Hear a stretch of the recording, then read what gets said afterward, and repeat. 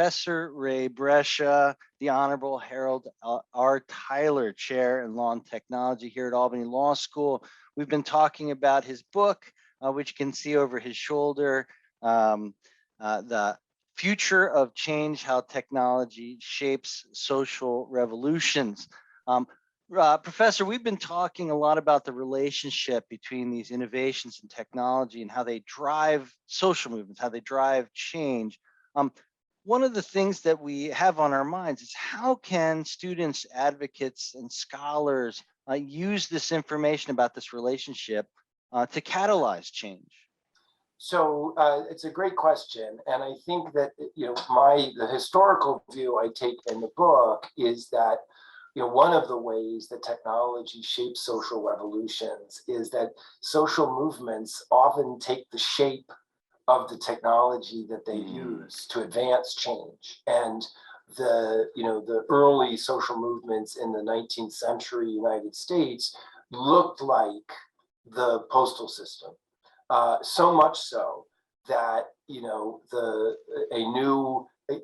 a national organization which would have new branches and new sort of local entities that were part of the larger organization would literally track the reach of the postal system. So when a new post office was set up as the nation moved westward, that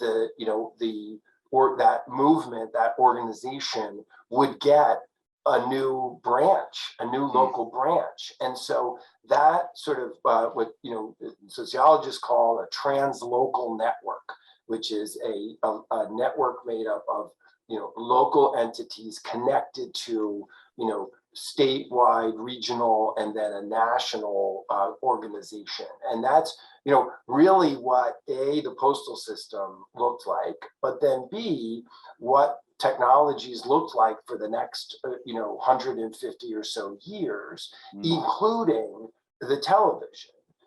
So certainly radio and television with their local affiliates, they were part of a larger network. And so my argument is that even with new technologies today, we have to utilize that model of a translocal network. Now that practice was really interrupted in the early 1970s by communications technology, that in the early 1970s, just as a number of groups were forming, sort of late 60s, early 70s, just as a number of groups were forming in the wake of some of the greatest successes of the civil rights movement, they had a new technology at their disposal, which was, it sounds silly to talk about, but it was the computerized mailing list. And that broke this connection between a translocal network and a nation-spanning organization.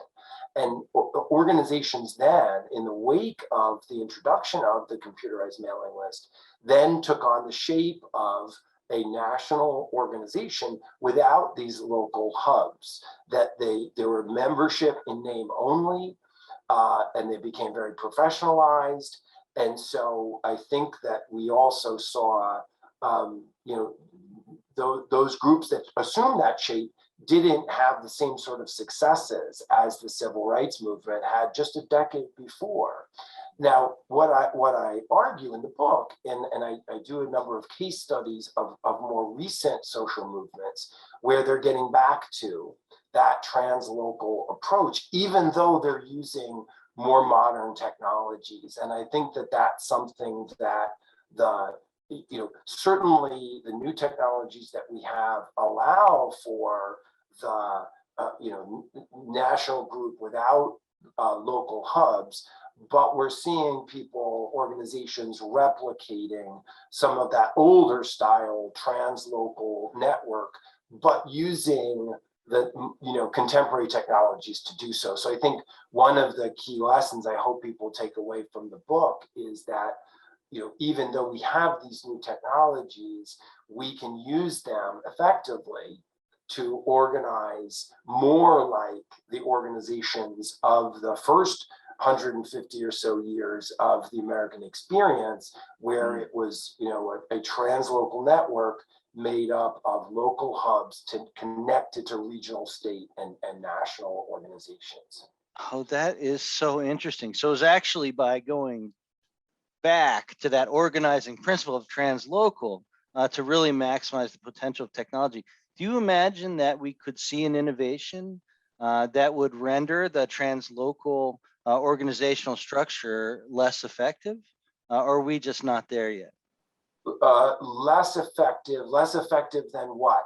Whenever we do some comparative analysis, you have to ask, less effective than what? Certainly you could imagine, and we see it today, we see, very powerful lobbying interests that don't have that grassroots structure, but we also see organizations, across the political spectrum embracing that translocal structure as well. So I think that you certainly could say, with loads of money and good lawyers and effective lobbying strategies and being able to throw money around, you can bring around about the results that you want, but that doesn't do much for people who are focused on people power. And trying to do grassroots organizing and trying to bring about change that is, maybe less attractive to wealthy elites.